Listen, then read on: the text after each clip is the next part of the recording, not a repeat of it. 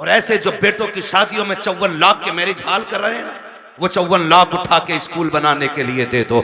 ना कोई बेटी बेपर्दा होगी, ना कोई बेटा बेदीन होगा। सुनाओ बच्चों को कहानी, नबी ने तुमसे कितना प्यार किया है। ओ यार, सिर्फ उमर से प्यार नहीं था, सिर्फ अबू बकर से प्यार नहीं था, नबी ने तो मदीने की गलियों में टहलने वाले बच्चों से भी प्यार किया है। हुजूर सिर्फ अपने जवान सहाबा को वक्त नहीं देते थे, बच्चों को भी मेरे नबी अपना कीमती वक्त दिया करते थे। तुम नहीं जानते हो कितनी बार ऐसा हुआ है, सरकार गुजर के जा रहे हैं, बच्चे खेल रहे होते थे, आका दीवार से लग के खड़े हो जाते थे। जब तक बच्चों का खेल मुकम्मल नहीं हो जाता, सरकार वहां से हटा नहीं करते थे। सोचो तो सही, जब बच्चों को हुजूर का ये मोहब्बत कर आप नजरिया दिखाएंगे, उन बच्चों के सीने में हुजूर का इश्क कितना मौजन होगा। गलती हमारी है, हम खुद नहीं जानते इस्लाम की तारीख क्या है, हमारे नबी ने बच्चों से कितना प्यार किया है। आओ तुम्हें तारीख का एक वर्क पलट के दिखा दूं। मेरे नबी जब मस्जिद में जाया करते थे, बच्चे लाइन से खड़े हो जाते थे। असर का वक्त हो गया है, हुजूर आते होंगे, जोहर का वक्त हो गया है, हुजूर आते होंगे। जब आका आया करते थे तो दौड़ के आका करीम की तरफ भागते थे, आवाज दे के कहते थे, वो देखो हमारा मदीने वाला आ गया है, मदीने वाला आ गया है। और आका का प्यार देखिए, आज का पीर तो अमीरों से प्यार करता है, मदीने वाले का प्यार देखे, कितना भी बच्चा कैसा भी आता, सरकार उसको बाहों में लेते, सीने से लगाते, किसी के सर पे हाथ रख के दुआएं देते। आका करीम प्यार करते थे। ये दस्तूर बच्चों के साथ मेरे सरकार का था, लेकिन अखलाक इतना करीमाना है। फिर जिंदगी का एक फर्क पलटा है।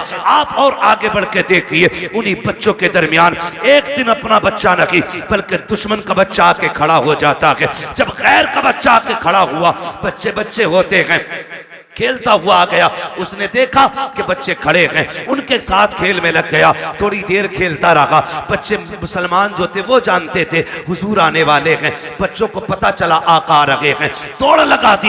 ये खड़ा रह गया, इससे पूछा यार तू क्यों नहीं दौड़ा? इसने कहा तुम्हारा रसूल है, हमारा नबी है, ये सिर्फ तुम्हारा नबी है, मैं क्यों दौड़ता? कहा नहीं तू नहीं जानता है, ये हमारा नबी ऐसा है, सिर्फ अपनों से प्यार नहीं करता, ये तो गैरों से भी प्यार किया करता है, दूसरों से भी प्यार करता है। ये बात बच्चे ने सुनी। अच्छा असर में आएंगे फिर देखा जाएगा। असर का वक्त आया, मेरे नबी आए हैं। जैसे ही मुस्लिम बच्चों ने दौड़ लगाई, मेरा मदीने वाला आ गया है। ये खड़ा रह गया। एक ने कहा यार दौड़ता क्यों नहीं है, तू भी आ जा। दुश्मन का बच्चा दौड़ा, इसने भी कहा मेरा मदीने वाला आ गया है, मदीने वाला आ गया है। सुनिए, सबको आका खड़े होकर इस्तकबाल करते थे, लेकिन जब ये आया है, मेरे नबी ने घुटने जमीन पे रखे और यूं बाजू फैलाए हैं। ये दौड़ करके हुजूर के सीने से लगा, बस सीने से लगना था। इश्क सरकार दिल में उतरने लग जाता है, और क्यों ना उतरता। जुल्फ देखी है कि नजरों ने घटा देखी है, लुट गया जिसने मोहम्मद की अदा देखी।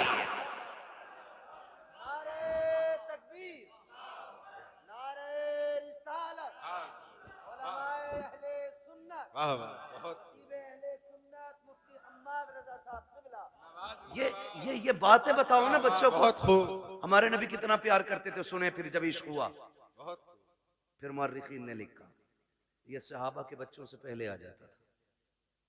हुजूर नमाज पढ़ने के लिए आते, हुजूर अंदर जाते, ये हुजूर की नालैन उठाता, अपने दामन से रगड़ता और फिर सीने से लगा के खड़ा हो जाता था।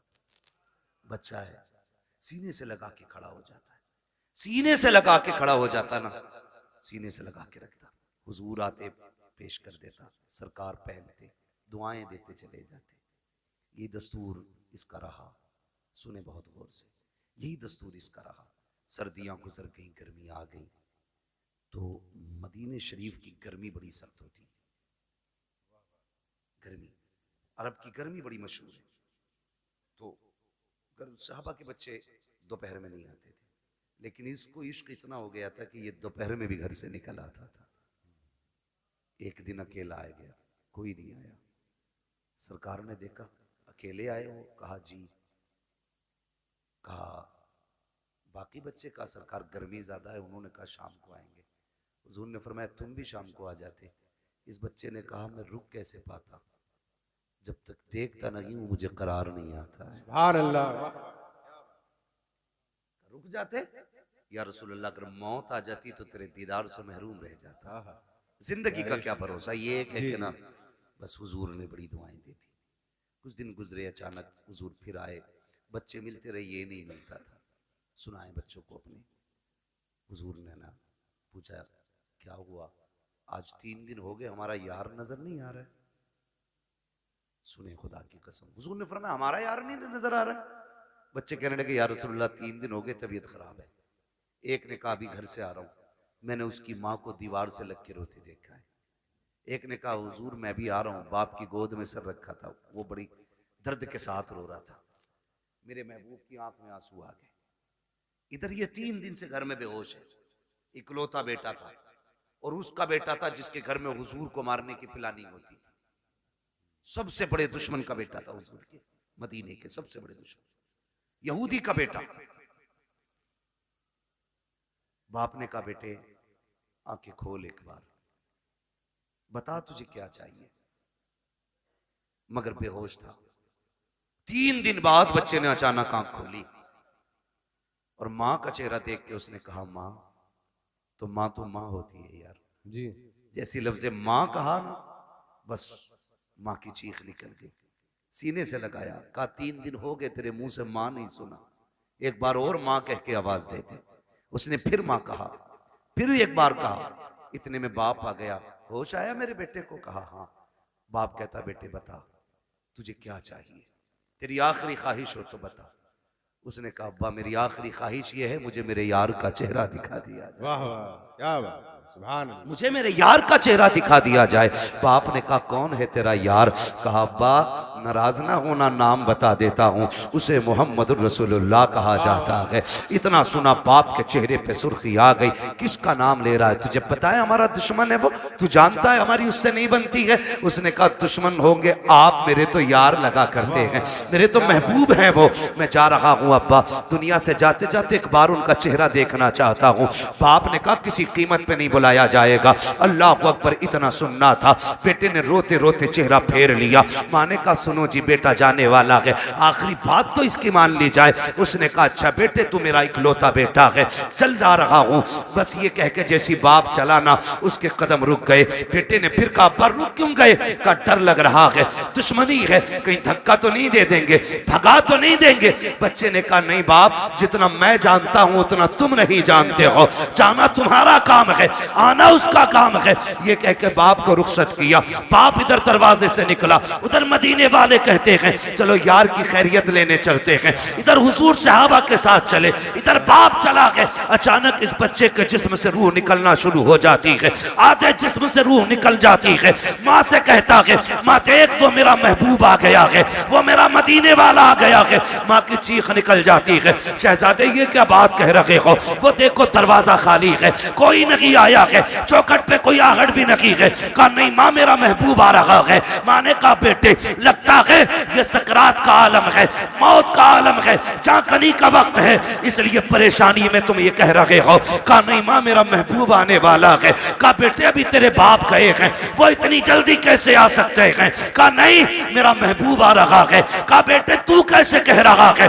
बच्चे ने कहा था माँ ये हवा कह रही है मेरा यार आने वाला है, ये खुशबू बता रही है मेरा यार आने वाला है, ये मौसम कह रहा है वो आ रहे हैं। अभी ये कहते कहते उसने माँ से चेहरा फेरा था, इतने में सरकार ने कदम रखा। बच्चा मुस्कुरा के कहता है माँ देख वो मेरा मदीने वाला यार आ गया।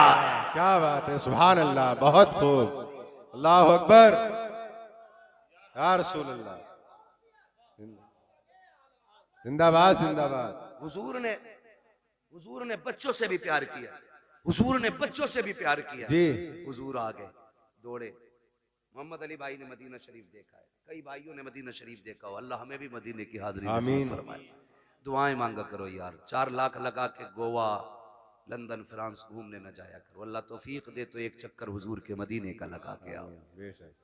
एक बार चले गए ना तो फिर किसी शहर जाने का मन नहीं करेगा, जब भी गुंजाइश होगी फिर सीधे मदीने जाना है जी। तो जहां से गुंबद खजरा नजर आता है वहां से दिल की धड़कनें बढ़ जाती हैं, आंसू बेख्तियार निकलना शुरू हो जाते हैं, क्योंकि बेसहारों को अपना सहारा नजर आ जाता है जी। यही वजह है ना, बेसहारों को अपना सहारा नजर आ जाता है। दर्द के मारों को कोई मसीहा दिखाई देता है तो रोने लग जाते हैं, दौड़ लग जाती है, लोगों की रफ्तारें बढ़ जाती हैं, मगर सलाम करो इस बच्चे के मुकद्दर को। हुजूर ने देखा ना, इसने उठना चाहा, उठ ना सका, दौड़ लगा दी मेरे नबी ने, और दौड़ के ना उसके सर के नीचे अपना बाजू लगा दिया। बाजू लगाया ना, उसने चेहरा देखा, कहने लगा यारी तो सच्ची है ना, यारी तो सच्ची है ना घर की। मेरे नबी ने मुस्कुरा के कहा हाँ सच्ची है। कहने लगे उसका कुछ सिला मिलेगा? फरमाया मेरा कलमा पढ़ ले, फिर तुझे इसका फायदा मिलेगा। उसने माँ की तरफ देखा, माँ तेरी क्या राय है? माँ कहने लगी जिसकी मोहब्बत में दुनिया से जा रहा है, फिर आखिरी बात भी उसकी मान के यारी पे कील ठोक के चला जाए। वाह वाह, क्या बात है।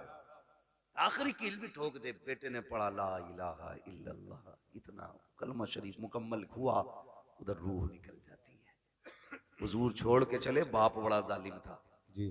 कहने लगा सिर्फ बच्चे को लेके जाइए अब अपने साथ। कहा क्यों? कहा ये हमारा नहीं रहा, कलमा पढ़ लिया तो तुम्हारा ही हो गया। नबी ने फरमाया अबू बकर उठाओ गोद में, इसका जनाजा हमारी चौखट से निकलेगा जी। इसका जनाजा हमारी चौखट से निकलेगा। हाँ, हुजूर अपने दरवाजे से उस आशिक का जनाजा उठवाया। जब जनाजा चलने लगा, हजरत उमर फारूक आजम फरमाते हैं हुजूर पंजों के बल चल रहे थे जी। और दफन के बाद हजरत उमर ने डरते डरते पूछा महबूब वजह क्या थी? दो बातों का सवाल किया।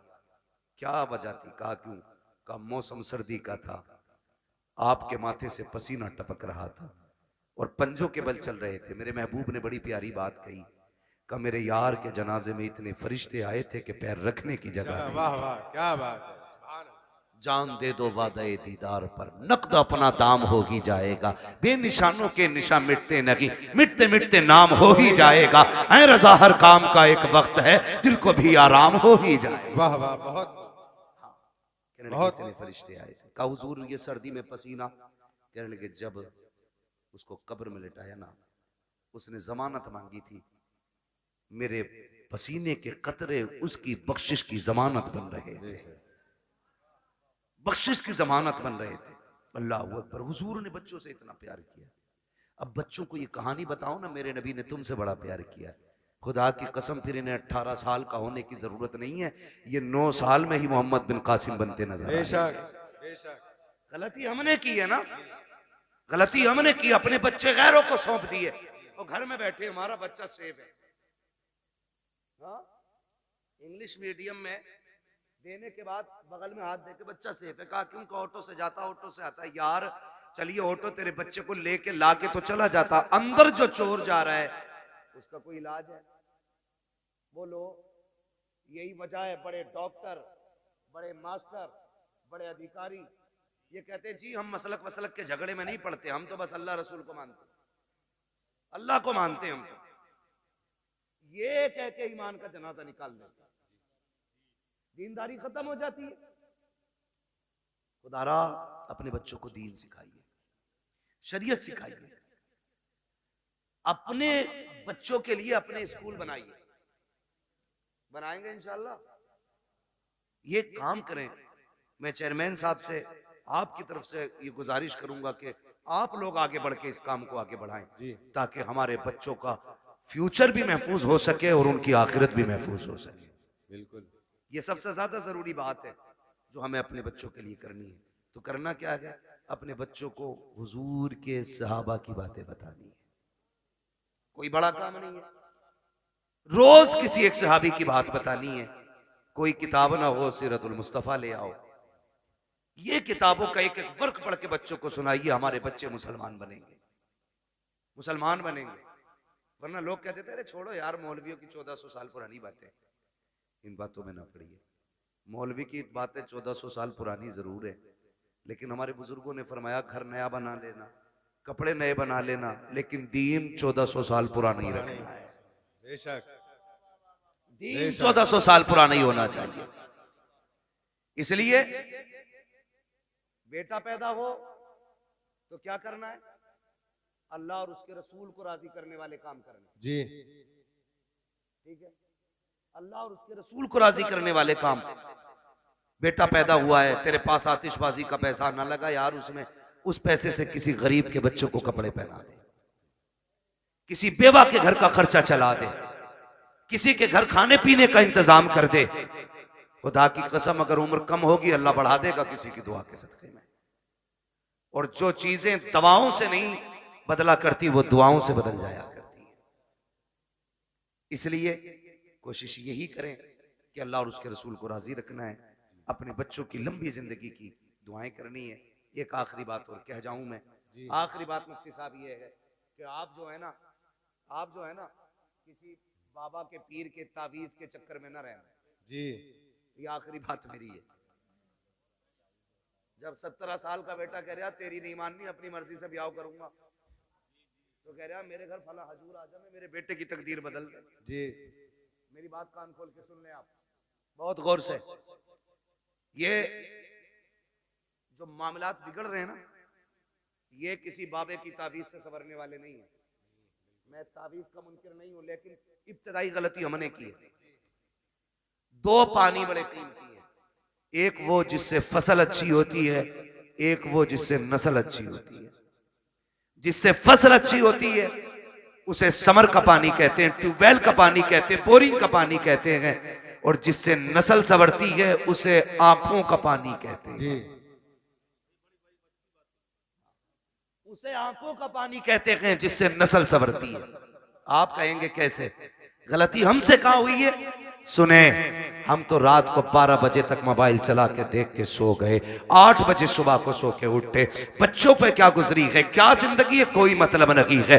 याद रखिएगा, अगर आप ये चाहते हो बच्चों का फ्यूचर अच्छा हो, इनकी जिंदगी अच्छी हो, तो सिर्फ मियाओं के सहारे ना रहना, बाबाओं के सहारे ना रहना, दरबारों के सहारे ना रखना। रात को 3 बजे उठना, मुसल्ले बिछाना, रो के रब को दिखाना, फिर बेटे की जिंदगी की खैरात मांगना। खुदा की कसम अगर रो के मांगोगे वो तेरे बेटे को आलिम भी बनाएगा, अगर रो के दुआ मांगोगे तेरे बेटे को कारी भी बनाएगा, अगर रो के दुआ मांगोगे तेरे बेटे को मुफ्ती भी बनाएगा, अगर रो के दुआ मांगेगा तेरे बेटे को खतीब भी बनाएगा, अगर रो के दुआ मांगेगा खुदा तेरे बेटे को वली भी बना देगा, जन्नती भी बना देगा। बेशक बेशक हक है बहुत। अल्लाह अकबर या रसूल अल्लाह। जिंदाबाद जिंदाबाद जिंदाबाद जिंदाबाद। जब से हमने रातों में रोना छोड़ दिया, हमने अपनी औलादें खो दी, हमने अपनी औलादें खो दी। रोना सीखो, रातों में उठ के रोना। रब बड़ा करीम है, बड़ा करीम रब है। लेकिन याद रखिएगा, सिर्फ ये सोच करके गुनाह ना करते रहिएगा कि वो करीम है, उसके कहर से भी डरते रहना। बेशक मेरे महबूब ने फरमाया, बेवकूफ है वो शख्स जो गुनाह करता है और सोचता मैं बख्श दिया जाऊंगा। इस उम्मीद पे गुनाह करता रहता कि बख्शा तो जा नहीं, बेवकूफी करता वो बंदा। फरमाया गुनाह हो जाया तो करे तो डरा करो, उससे तौबा भी कर लिया करो, माफी भी मांग लिया करो। हमने आना ही छोड़ दिया। नौजवानों, सबसे बड़ी गलती हमने की है, हमने अपने रब की बारगाह में आना छोड़ा है, रब की बारगाह में आना छोड़ा है।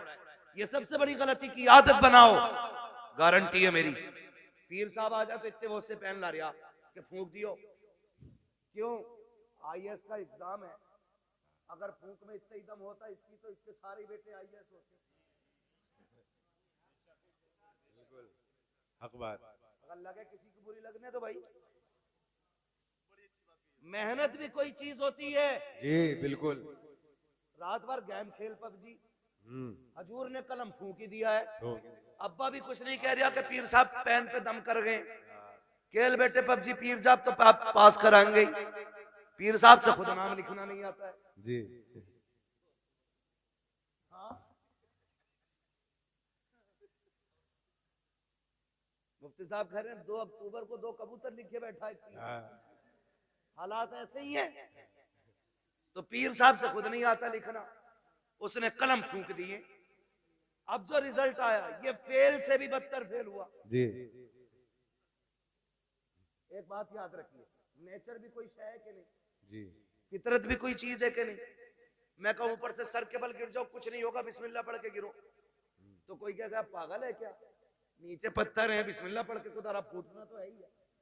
अल्लाह ने कह दी है कि ट्रेन के आगे खड़ा होइए बिस्मिल्लाह पढ़ के। जी। उसने ये टहले क्यों दिए थे 2 कि ये टीपने के लिए दिए थे, देख के चलना कांटा ना लगे। जी,